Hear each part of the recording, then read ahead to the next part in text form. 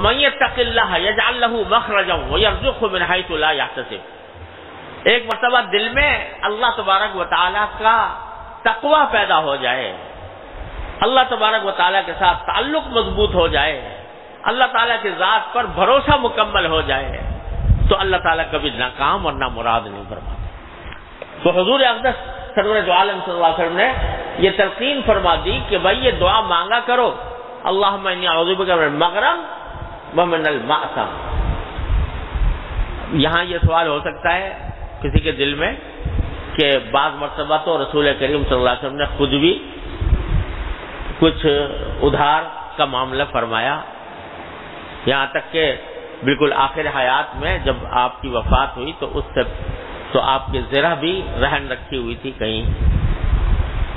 کسی یہودی کے پاس۔ تو خوب سمجھ لیجئے کہ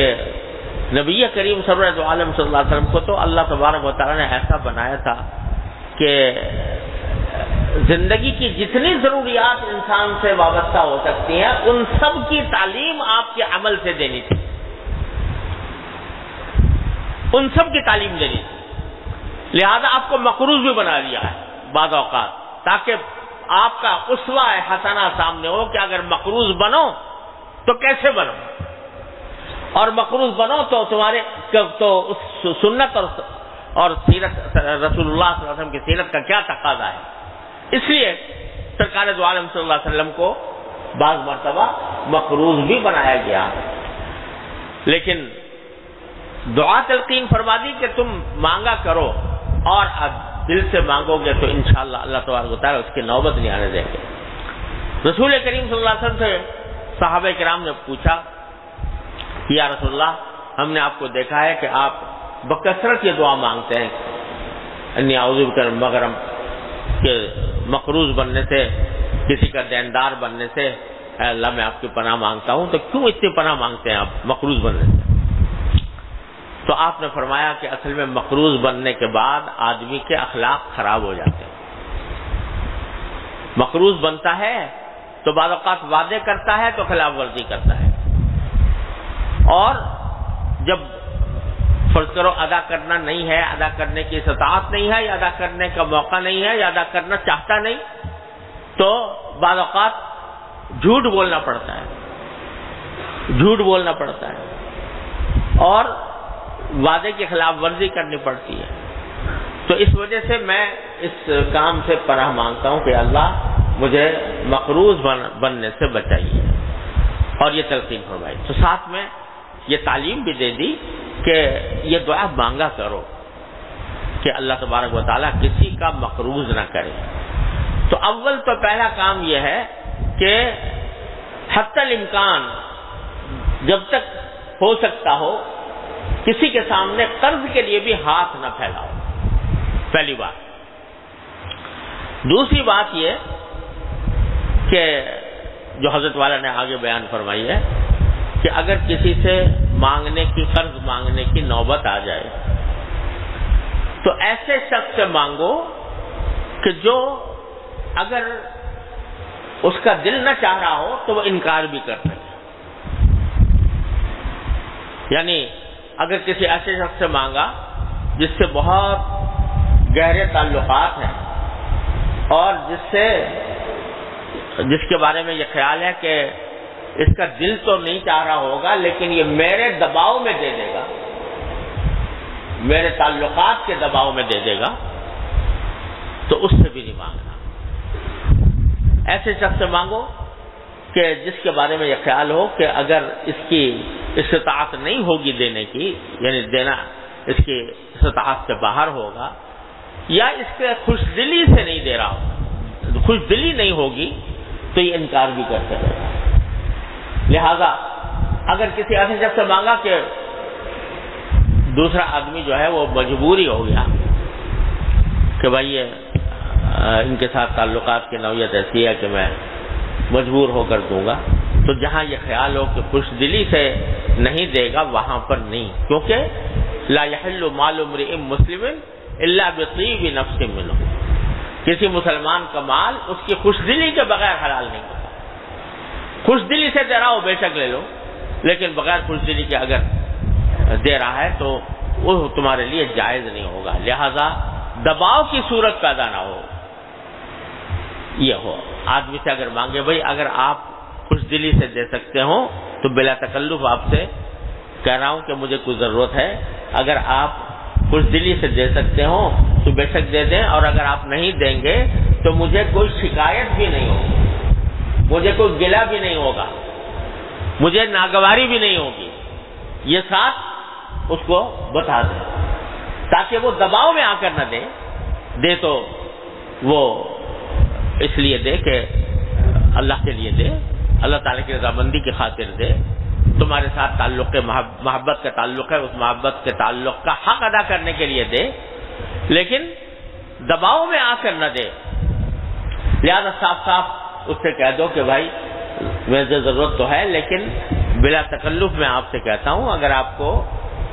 منظور نہ ہو یا خوشدلی نہ ہو یا آپ کے حالات اجازت نہ دیتے ہوں تو پھر آپ بے شک انکار کر دیں, مجھے کوئی ناگواری نہیں ہوگی. یہ طریقہ اختیار کرے مانگنے کا. تو جب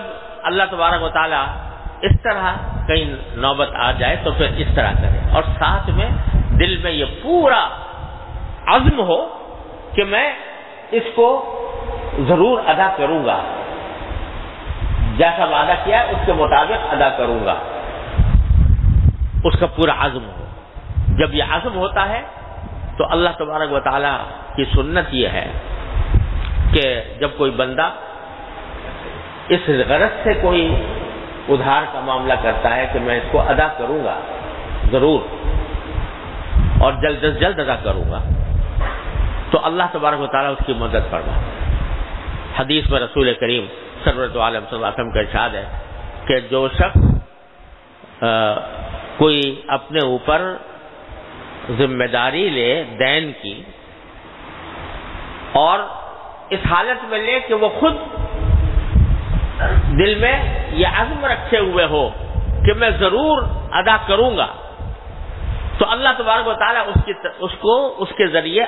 ادا کروا ہی دیتے ہیں, اس کا دین ادا کروا ہی دیتے ہیں. ہوتا کیا ہے کہ قرض تو لے لیا, اب اپنا الو تو سیدھا ہو گیا, اس کے بعد بے پرواہ ہو کے بیٹھ گئے کہ بھائی جب موقع ہوگا ادا کر دیں گے,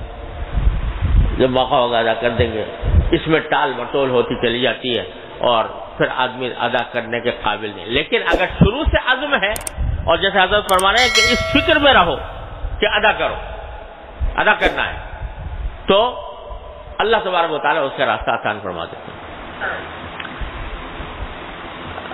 اور ادا کرنے کے لیے جب مقروض, آج کل تو بہت سے لوگ اس میں مبتلا ہیں, مقروض ہو جاتے ہیں اور رفتہ رفتہ قرضے کی تہیں چڑھتی چلی جاتی ہیں. لیکن اب کہتے ہیں جی اتنا سارا قرضہ ہو گیا, ہزاروں کا لاکھوں کا قرضہ ہو گیا, اور ادا کرنے کی غم تو ہے کہ اتنا سارا قرضہ ہو گیا, لیکن دماغ میں یہ ہے کہ جب وہ لاکھوں آئیں گے تو ادا کروں گا. لیکن اگر کوئی اللہ کا بندہ صحیح طریقے سے معاملہ کرے تو یہ دیکھے کہ اپنے اخراجات کو کم کرے, اس میں سے بچا کر خرچ کرے, اور اس کو الگ رکھ دے کہ بھائی اتنا میں نے قرض ادا کرنا ہے. ابھی کچھ دن پہلے میرے پاس ایک صاحب آئے اور وہ پہلے بھی خطوں میں لکھتے رہتے تھے میرے دل میں بہت قرض ہو گیا ہے, لاکھوں کا قرضہ, اور پریشان رہتے تھے اس کی وجہ سے. کسی دوسرے شہر میں رہتے ہیں, لکھتے رہتے تھے, جو ابھی کرنے کو کہتے تھے کہ کیا کروں, کس طرح کروں, ادا کروں, کیسے کروں. اب کچھ دن پہلے دیکھا تو وہ سفر کر کے چلے آئے, وہاں سے اچھا خاصا لمبا سفر طے کر کے آ گئے, اور میرے لیے ایک بہت سارا ہدیہ لے کر آئے مختلف چیزوں. تو میں نے کہا بھائی آپ مقروض ہو اتنے دنوں, اتنا زیادہ آپ کے ذمہ قرضہ ہے, تو اس حالت میں یہ کیوں تم نے سفر کیا, کیوں اتنا سارا ہدیہ لے کر آئے؟ کہ جی میں نے سوچا کہ دل چاہ رہا تھا آپ سے ملنے کا اور ساتھ میں یہ ہدیہ بھی پیش کرنے کا دل چاہ رہا تھا. میں نے کہا بندے خدا، یہ جتنے پیسے تم نے وہاں سے یہاں آنے پر خرچ کیے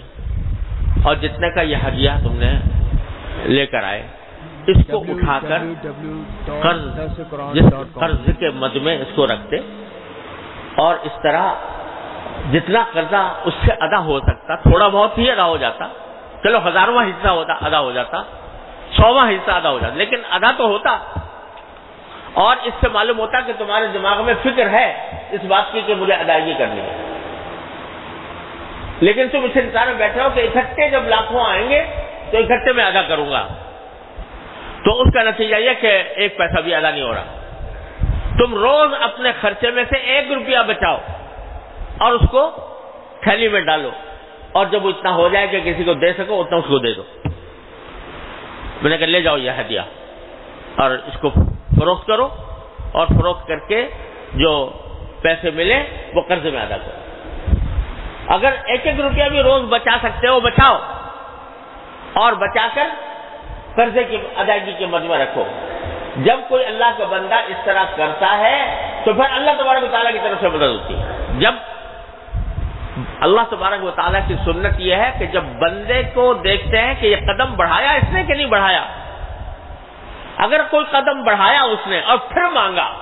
اللہ تعالیٰ سے تو اللہ تبارک و تعالیٰ ضرور عطا فرماتا ہے. لیکن قدم تو بڑھائے نہیں آدمی، جتنا انسان کی استطاعت میں ہے وہ کام تو کرے نہیں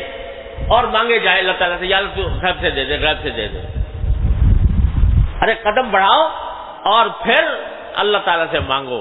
تو پھر اللہ تبارک و تعالیٰ اپنی رحمت سے عطا فرمائے. یہ ہے معنی اس حدیث کے کہ جو شخص کسی کا دیندار ہو گیا ہو اور دل میں اس کا ارادہ ہو، ارادہ ظاہر ہوتا ہے عمل سے کہ تھوڑا ہو لیکن وہ ادا کرنے کی فکر کر رہا ہے، تو پھر اللہ تبارک و تعالیٰ اس کی طرف سے ادا کرا دیتے ہیں. لیکن کسی کے دل میں ہو ہی نہ ارادہ تو وہ اس کو تو حدیث میں چور کہا گیا ہے کہ جو آدمی قرض لے اور ادا کرنے کا ارادہ نہ ہو وہ در حقیقت آخرت میں چور بنا کر اٹھایا جائے گا، چور بنا کر اٹھایا جائے گا، تو اس نے ارادہ ہی نہیں کیا ادائیگی کا.